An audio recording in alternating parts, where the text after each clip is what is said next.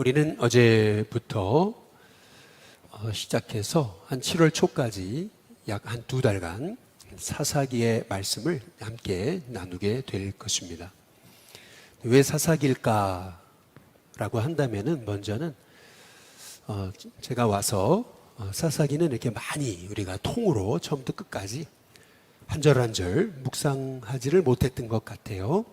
간헐적으로 한 장 한 장 여기저기 나눈 적은 있었는데 하나님의 말씀을 통으로 처음부터 끝까지 함께 묵상하면서 상고해 본 적이 없는 것 같아요. 그래서 사사기의 말씀을 함께 나누고자 하는 것입니다. 또 두 번째는 왜 사사기일까라고 했을 때 이 사사기는 우리들의 이야기이기 때문에 그렇습니다. 더 정확하게 말하면은 우리들의 실패 이야기입니다. 끊임없이 이스라엘은요 반복해서 죄를 짓거든요. 벌써 망했어야 정상입니다. 그런데 하나님은 그들을 포기하지 않으셨어요. 우리 예수님이 주신 말씀처럼 상한 갈대를 꺾지 않으시는, 꺼져가는 심지를 끄지 않으시는 그 은혜를 우리가 실은 이 사사기의 말씀을 통해서 우리가 보게 되는 거거든요. 어찌 본다면은 지금 이 마지막 때 이 교회 시대를 보여주는 말씀이 아닐까라고 하는 그런 생각이 들어 이 사사기의 말씀을 함께 우리가 깊이 상고해 보면 좋겠다라고 하는 그런 마음의 감동이 있었던 것입니다. 사사기는 어떤 시대순으로 되어 있는 말씀이 아닙니다. 또 사사기에 일어났던 일은 실은 이스라엘 12지파 전체에서 일어난 일도 아닙니다. 한 부분 지파에서 일어났던 일이라고 하는 것을 볼 수가 있는 거죠. 실은 우리 한국 교회가 여러 교파들로 나누어져 있잖아요. 우리 감리교부터 시작해서 대표적인 장로교, 그리고 또 성결고, 또 침례교, 또 순복음, 여러 이제 교단들이 있지 않습니까? 어찌 보면은 한국 교회가 이렇게 많은 교단으로 나뉘어져 있다는 거, 이게 이제 분열이라고 하는 의미로 본다면은 이게 참 마음 아픈 부분이기도 하지만, 그러나 또 다른 부분에서 본다면은 또 이렇게 볼 수가 있는 거예요. 이스라엘이 12지파로 나뉘어졌잖아요. 그러다 보니까 한쪽 지파에서 영적인 침체가 와요. 한쪽 지파가 굉장히 영적으로 타락합니다. 그런데 그럼에도 불구하고 다른 쪽의 지파에서 영적 부흥이 일어나요. 그러면서 이제 서로가 이쪽에서 침체했지만 이쪽에서 부흥이 일어나면서 이 침체했던 지파가 다시 부흥의 역사가 이제 일어나게 되는 거. 근데 그것이 어찌 본다면 지금 우리의 이야기가 아닐까라고 하는 생각을 갖게 되는 것입니다. 분명 이렇게 나뉘어져 있다는 거, 이제 이것은 어찌 보면 아픔일 수도 있지만은, 그러나 한쪽이 타락해서 한쪽이 예를 들면은 굉장히 침체가 왔어도, 예를 들면 장로교회에서 엄청난 또 부흥이 일어나가지고 온 교단이 다시 회복이 되고, 또 장로교회가 침체를 하면 또 감리교회가 엄청난 부흥의 역사가 일어나가지고, 그래서 또 장로교도 회복되고, 이제 이러한 어찌 본다면은 이제 굉장히 서로를 향한 어떤 보완의 역사가 있다라고 하는 것을 이제 보게 되는 거죠.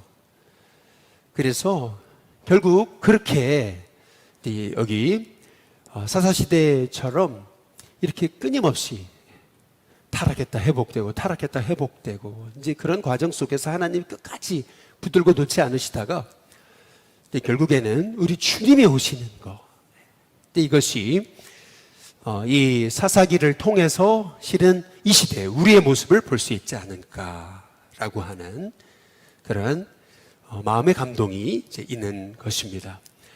그래서 우리가 이 사사기의 말씀을 통해서 이제 과거 이스라엘 백성들이 아니 어떻게 저렇게 끊임없이 죄를 지었을까라고 하는 그러한 그들의 이야기가 아니고, 아, 이건 우리의 얘기구나, 우리의 모습이구나, 우리에게 주시는 하나님의 음성이구나 라고 하는 것을 우리가 깨달으면서 그들의 실패를 통해서 하나님은 우리가 회복되기를 원하신 거거든요.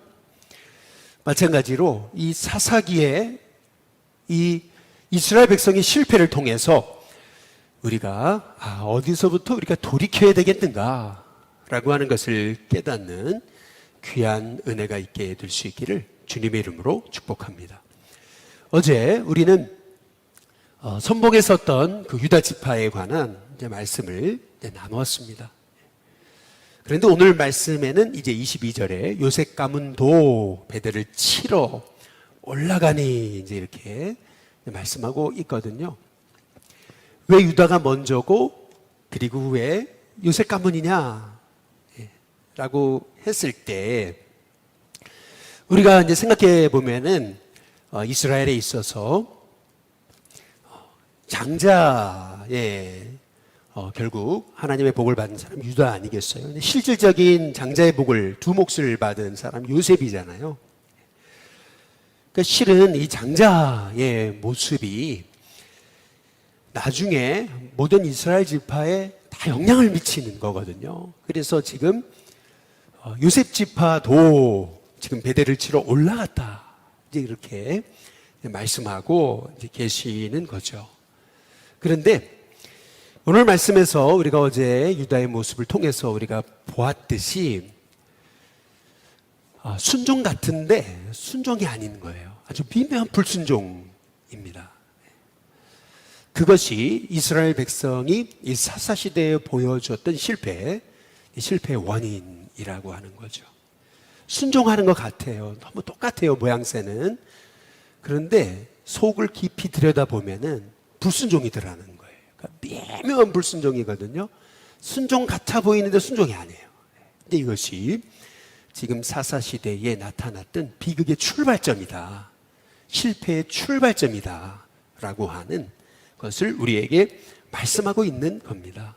분명 22절에 보면은 여호와께서 그와 함께 하셨다, 이렇게 말씀하고 있거든요. 근데 우리가 주목해 봐야 되는 것은요, 19절에도 1장 19절에 우리가 어제 살펴봤듯이 여호와께서 유다와 함께 계셨어요. 그래서 산지 주민을 쫓아냈어요. 그러나 골짜기의 주민들은 철병거가 있으므로 그들을 쫓아내지 못했다, 이제 이렇게 말하고 있는 거거든요. 유다도 분명 하나님이 함께 하셨어요. 그런데 하나님이 함께 하심에도 불구하고 가만히 들여다보면은 결국 불순종이에요. 이게 요셉도 똑같습니다. 하나님 함께 하세요. 이스라엘과 함께 하십니다. 그런데도 미묘한 불순종을 저지르고 있는 것을 볼 수가 있는 거예요. 그게 오늘 주시는 우리가 이 사사기를 통해서 봐야 될 말씀인 거예요. 순종하는 것 같은데 분명 하나님 함께 하시는데도 알고 보니까 속을 들여다보면 불순종인 거예요.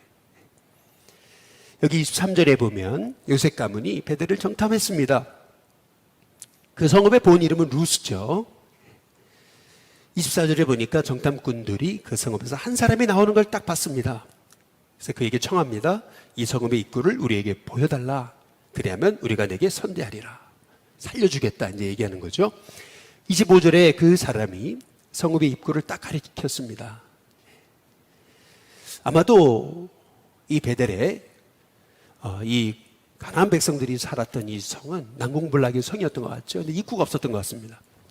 아마도 이런 일을 예견했든지 여기 베델 사람들은 비밀 통로를 통해서 이렇게 출입했던 것 같아요. 그래서 요셉 가문이 베델을 치러 올라갔는데 입구를 못 찾겠는 거죠. 근데 마침 한 사람이 그 성에서 나오는 거예요. 그래서 그에게 부탁합니다. 청합니다. 언약을 맺습니다. 성읍의 입구를 가르쳐주면 그럼 살려주겠다. 그랬더니 그 사람이 그냥 너무 쉽게 가르쳐 주잖아요.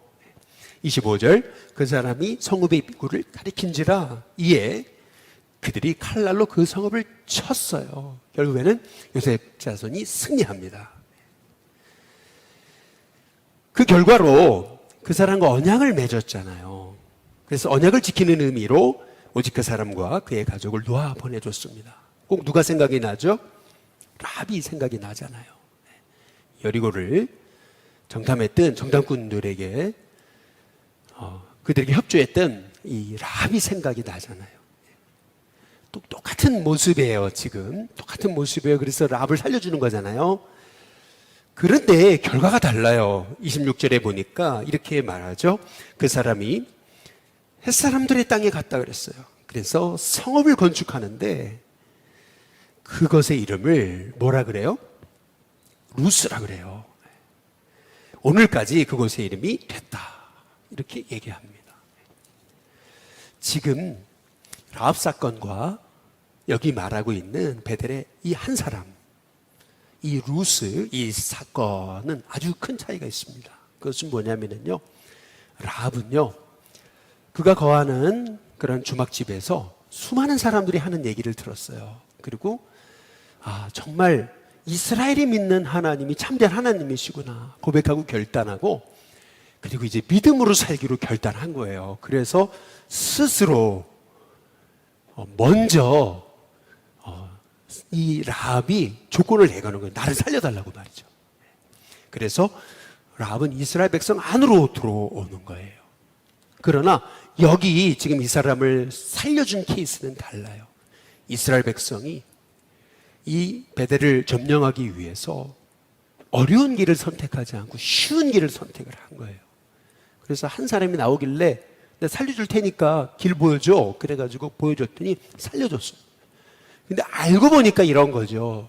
도마뱀의 꼬리를 딱 잘라도요, 꼬리를 잘라도 다시 이 도마뱀이 살아나잖아요. 마찬가지예요. 알고 보니까 이 사람이요, 그냥 우리를 도와준 한 사람으로 생각을 했는데 그게 아니고 그 사람이 해쪽 속의 사람에 가서 성읍을 건축했는데 그 성읍이 루스다. 그러니까 다시 말하면 하나님은 그 땅을 질멸하고 그 백성을 쫓아내라고 하셨는데 오히려 이 아주 하나님의 백성이 아닌 이 우두머리를 살려주는 그런 계기가 되고 말했던 것을 성경이 이제 말하고 있는 거죠. 이 사사기가 말하고 있는 것은 이제 이런 거예요. 어떤 아주 신앙 좋은 자매가 하나 있었는데 이 자매가요, 결혼 전에 청년 시절에는요, 교회에서 알아주는 기독군이었어요. 얼마나 기도를 열심히 하는지, 그래서 사람들마다, 청년들마다 이 자매한테 가가지고 문제만 있으면 상담하고 기도해달라 그러고, 그러면 이 자매가 그 청년들을 위해 같이 기도해주고, 그러면 기도하면 문제가 해결되고, 정말 이 청년부에서 엄청난 기도 일꾼이었어요. 정말 기도하는 자매, 그러면 이 자매를 뽑을 정도로. 그런데 이 자매가 결혼을 하게 됐는데 안 믿는 남자랑 결혼을 하게 된 거예요. 그러면서 이제 안 믿는 남자가 그러잖아요. 나도 좀 살아야 되지 않냐. 그러면서 주일날 그래도 한 번은 우리가 내 형편도 좀 봐줘야 되지 않냐. 이제 그러면서 이제 이 자매를 설득을 하는 거죠. 당신도 다 이렇게 교회 가면 그러면 나를 위해서도 좀 시간을 내야 되지 않냐. 이제 이래가지고 이제 이 남편의 말을 듣기 시작을 하는 거죠. 그래서 한 주 이제 교회를 빠지고 남편과 함께 놀러 갔어요. 2주 교회를 빠지고 놀러 갔어요. 그런데 이 자매의 생각에는 아니 이렇게 하면 뭔가 뭐 교통사고가 난다든지 아니면은 뭐 비가 온다든지 아니면 불미스러운 일이 일어나든지 뭔가 하나님이 기뻐하시지 않는다는 사인이 있어야 되는데 오히려 놀러 가려고 하려고 그러면 날씨가 더 좋고 그리고 막상 이렇게 놀러 가게 되면 너무 좋은 거예요. 주일 빠지고. 그러니까요, 그 재미가 쏠쏠하잖아요. 그러면서 이렇게 주일날 안 나가도 뭐 별 크게 차이 없네. 뭐 이렇게 매주 나갈 필요가 있어? 그냥 남편 말대로 그냥 적당하게 다니고 적당하게 신앙생활 하지, 이제 이렇게 하기 시작한 것이 나중에는요, 세상이 너무 좋잖아요. 그 재미에 빠지니까요. 그 세상 재미의 눈이 그냥 완전히 멀어버려가지고, 이제 나중에는 이 자매가요, 신앙의 근본부터 흔들려 버리는, 완전 불신자처럼 돼버리는 거죠. 여러분, 이것이 지금 이 사사기가 말씀하고 있는 거예요. 여기 27절부터 이제 보시면은 므낫세에 관한 이제 말씀을 하고 있거든요. 베스단과 그에 딸린 마을들 주민, 다낙과 그에 딸린 마을들의 주민, 그러면서 돌과 이블로함과 무기또와 그에 딸린 마을들의 주민을 그 다음에 쫓아내지 못했다, 이제 이렇게 얘기를 해요. 처음에는요, 이 가나안 족속이 철병거를 가지고 있고 너무 강력하니까 쫓아내지를 못했어요. 이 가나안 족속이 아예 결심하고 그 땅에 거주하거든요. 우리 여기서 절대 안 나간다, 이제 그렇게 되니까요. 여러분, 죄에 대해서는 단호해야 되는 거건, 하나님의 말씀의 순종에 대해서는 단호해야 되는데, 이 가나안 백성들이 결심하고 그 땅에 거주하게 되니까요. 28절에 이렇게 얘기를 하죠. 강성해졌어요. 이스라엘이 강성해졌거든요. 그러면 쫓아내야 되는 거예요. 그런데 가나안 족속에게 어떻게 했냐면 노역을 시킵니다. 그러면서 쫓아내지 못한 게 아니고 쫓아내지 않게 됩니다. 우리가 여기서 이제 볼 수 있는 게 조금 있어요. 지금 이 이스라엘 백성들이 사사시대를 사는 삶의 배경은 뭐냐면은요, 이 광야 생활하고 가나안 생활하고 완전히 달라요. 광야에서는요, 하나님 만나와 메추라기로 먹여주시는 만큼 먹여주시는 대로 먹고 살았어요. 그냥 주시는 대로 일하지 않고도요, 하나님 다 먹이셨어요. 그런데 가나안에 딱 와보니까 만나와 메추라기가 딱 그쳐버렸잖아요. 그리고 그때부터는 자기가 일해야 돼요. 일해야 먹고 살 수 있어요. 일을 해보려니까 안 해보던 사람이, 여러분, 일도요, 해본 사람이 하는 거예요. 결국에는요, 교회 봉사도요, 해본 사람이 하는 거예요. 그러니까 해본 사람이 하는 거죠. 해보지 않은 사람은 하려다가 못하는 거예요. 시험 들고요, 너무 힘들다, 금방 주저앉게 되는 거거든요. 그러니까요, 이스라엘 백성도요, 일을 안 해보다가 이제 할리니까, 먹고 살려면은 땅을 기경하고 해야 되는데, 일을 안 해보다 할리니까 얼마나 힘들어요. 그런데 이렇게 보니까 힘이 강성해졌잖아요. 그러니까 가나안 족속을 쫓아내기보다는, 하나님 말씀에 순종해서 쫓아내기보다는, 우리가 힘이 있는데 얼마든지 다 쟤들 통제할 수 있는데, 그러면서요, 쉬운 길을 선택하는 거예요. 그게 뭐냐면 가나안 족속의 행위를 따라서 가나안 족속에게 강제 노역을 시키기 시작하는 거예요. 이게 가나안 족속의 문화거든요.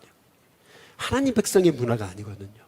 그런데 가나안 족속의 문화를 그대로 배우기 시작하는 거예요. 그대로 하나둘씩 동화되기 시작하는 거죠. 그 이유는 뭐였냐면은, 소위 하나님의 뜻을 행하려면요, 좀 어렵게 가야 되거든요. 여러분, 어렵게 가는 게 은혜입니다. 지금 힘든 게 은혜입니다. 지금 어려운 게 은혜거든요. 근데 지금 조금 힘들다고 쉬운 길을 선택한 거예요. 근데 그 이유가 있어요. 왜 쉬운 길을 선택했냐면, 지금 눈앞의 이익을 놓지 못하는 거죠. 가나안 백성을 쫓아내버리면 누가 일해요?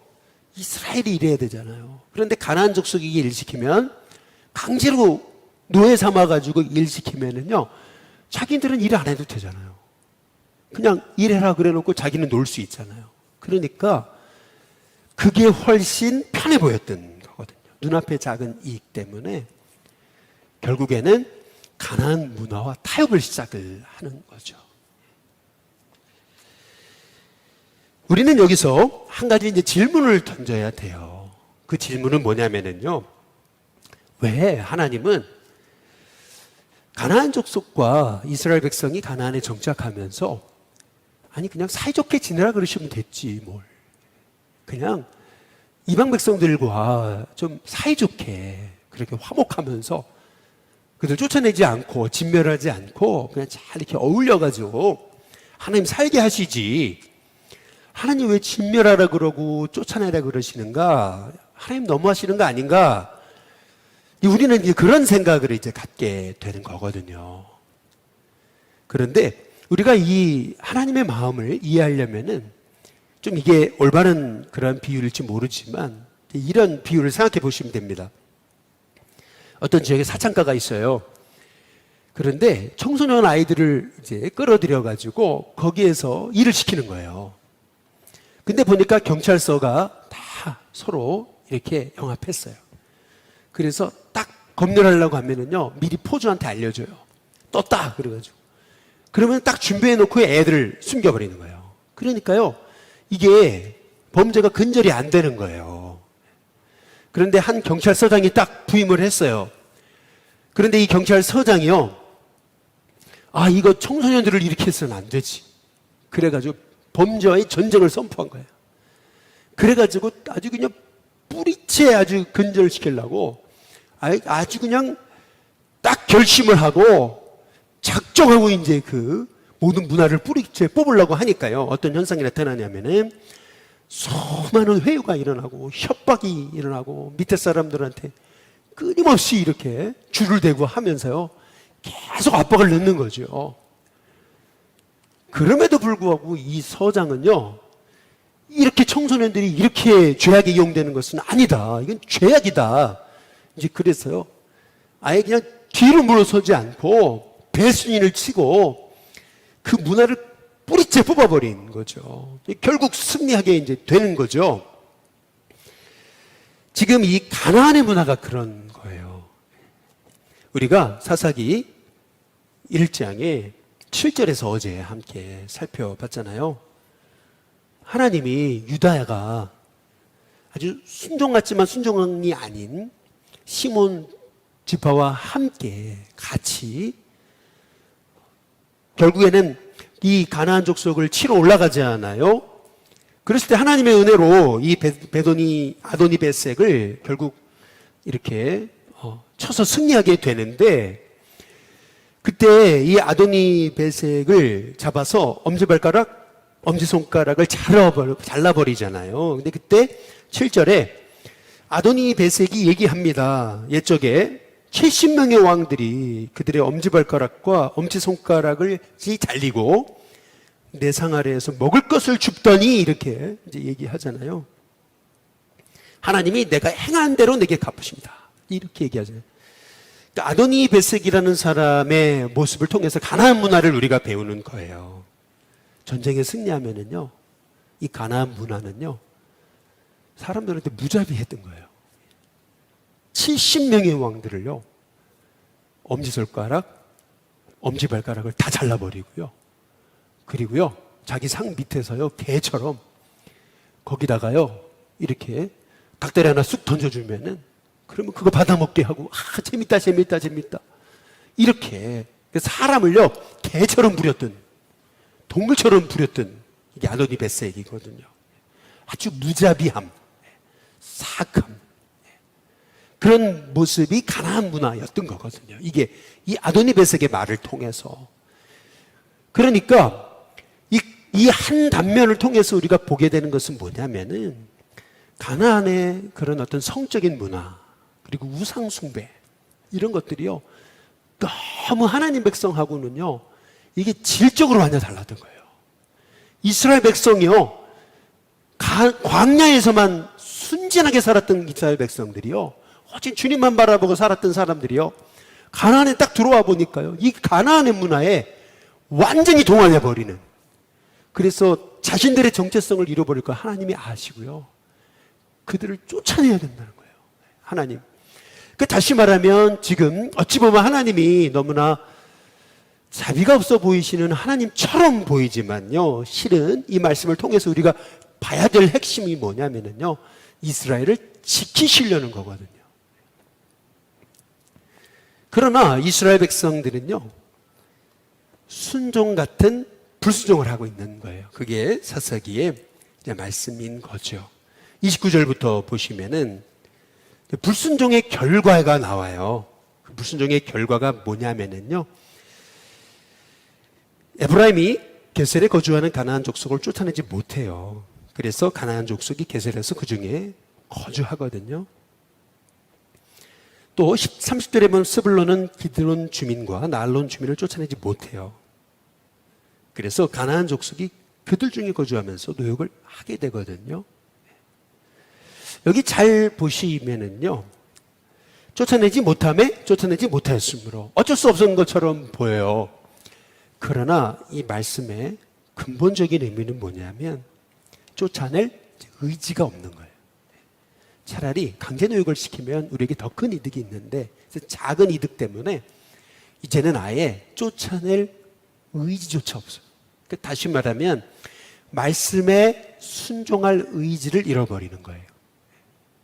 그러니까 처음에는 아주 미묘한 불순종이었는데 시간이 흐르면서 자기 이익과 결부되기 시작하면서 이제는 순종할 의지를 잃어버려요.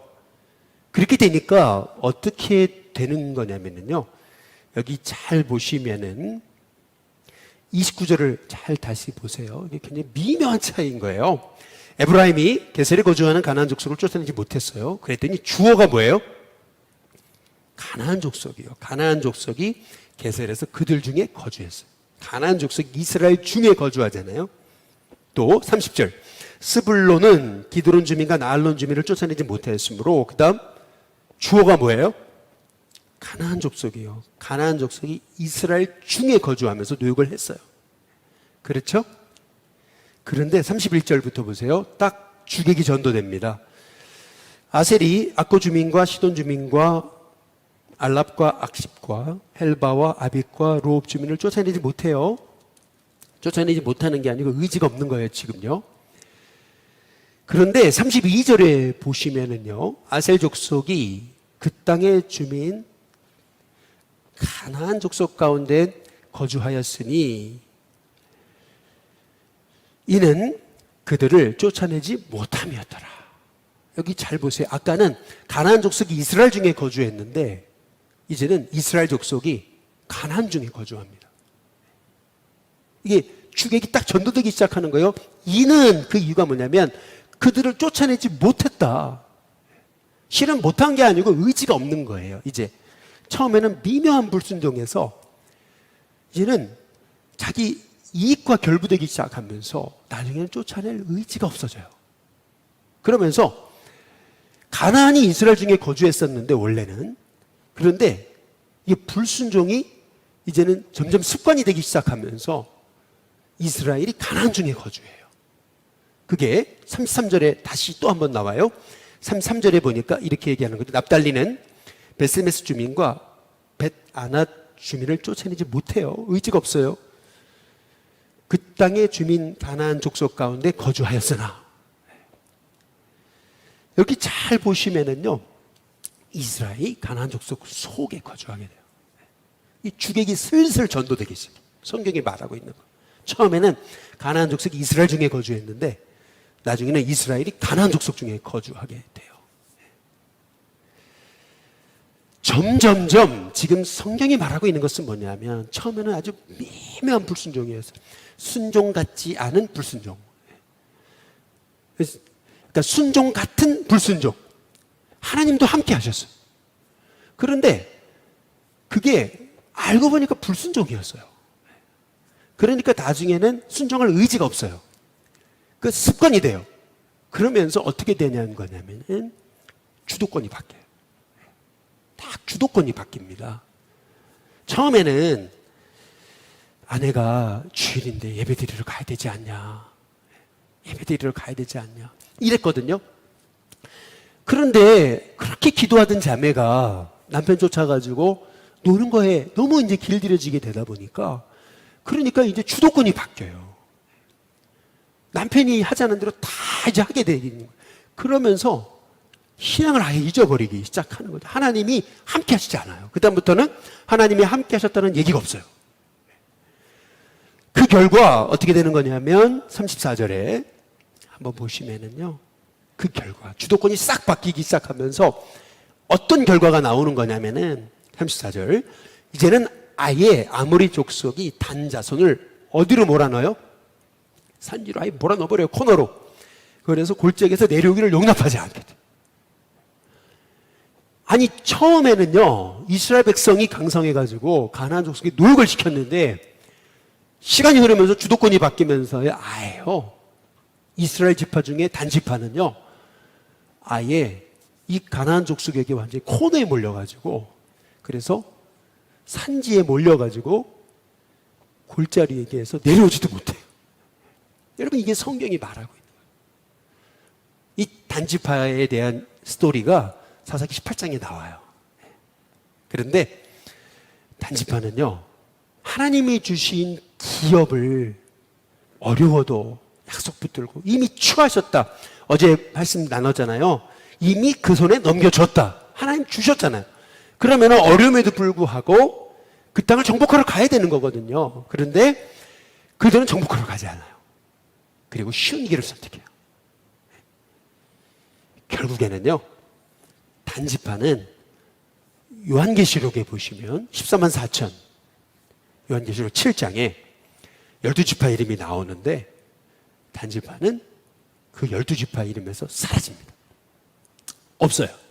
여러분 요한계시록 한번 찾아보십시오. 단지파의 이름은 없습니다. 그리고 주객이 어떻게 마지막에 끝에 딱 전도가 된 거냐면 36절 이렇게 말씀하죠. 우리 같이 한번 읽어보겠습니다. 같이 읽습니다. 함께 읽습니다. 시작. 아모리 족속의 경계는 아그라빔 비탈의 바위부터 위쪽이었더라. 네. 여러분 단지파의 경계는 어디서부터 어디까지였다 이렇게 돼야 돼요. 그런데 딱 주객이 전도되고 나니까 아모리 족속의 경계로 바뀌어요. 딱 주객이 전도됐음을 주도권이 달라졌음을 주도권이 가나안 족속에게 다 넘어갔음을 성경이 말하고 있는 거죠. 여러분 우리는 코로나 시기를 지나면서 우리는 예배 올 수 없었어요. 근데 한 주, 두 주 예배 안 오기 시작하면서 점점점 안 와도 괜찮아요. 그냥 안 와도 얼마든지 좋아요. 얼마든지 세상에 좋은 거 많고요. 예배 안 드리고 그렇게 해도요 얼마든지 괜찮아 보여요. 점점점 예배와 담쌌습니다. 점점점. 여러분 이게 사사기 이야기가 아니냐는 거예요. 이게 우리들의 이야기예요.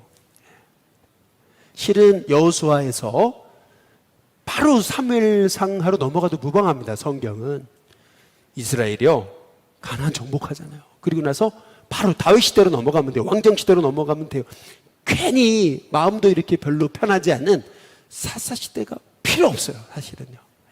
400년간 끊임없이 불순종했던 사사 시대의 스토리. 여러분 그거는 어찌 보면 우리에게 필요 없는 스토리 같아요. 그냥 싹 빼놨으면 좋겠어요. 그러나 왜 성경이 여호수아 다음에 사무엘상하로 넘어가지 않고 사사기가 있는가? 여러분 이 사사기를 통해서 하나님은 우리의 실패를 보기를 원하시는 거예요. 그러나 이 사사기에서 우리가 봐야 되는 것은 뭐냐면 실패 가운데도 우리를 놓지 않으시는 것. 그래서 어디서부터 다시 시작해야 되는가? 여러분 그거를 보여주는 것이 사사기거든요. 종로에서 뺨 맞고요. 한강에서 눈을 긴다 그러잖아요. 여러분 우리가요 종로에서 뺨 맞았으면요 이 종로에서 문제를 해결해야 돼요. 그런데요 우리는 우리 인생에 어려움 온 것을요 자꾸 엉뚱한 데서 우리가 문제 해결을 하려는 거거든요. 이 사사기의 말씀을 통해서 우리는 어디에서부터 잘못됐는가 여러분 그걸 봐야 됩니다. 그럴 때 엄청난 영적인 회복이 있습니다. 그럼에도 불구하고 내가 영적인 침체 가운데 있음에도 하나님 날 끝까지 놓지 않으시는구나. 여러분 그것이 사사기입니다. 끝까지 놓지 않으시는 상황할 때 꺾지 않으시고 꺼져가는 심지를 끄지 않으시는 그분이 나의 하나님이십니다. 그래서 사사기가 우리들의 이야기입니다. 바라기는 저와 여러분의 삶 속에 사사기를 묵상하면서 나를 향한 하나님의 음성을 발견할 수 있는 저와 여러분이 되시길 주님의 이름으로 축복합니다.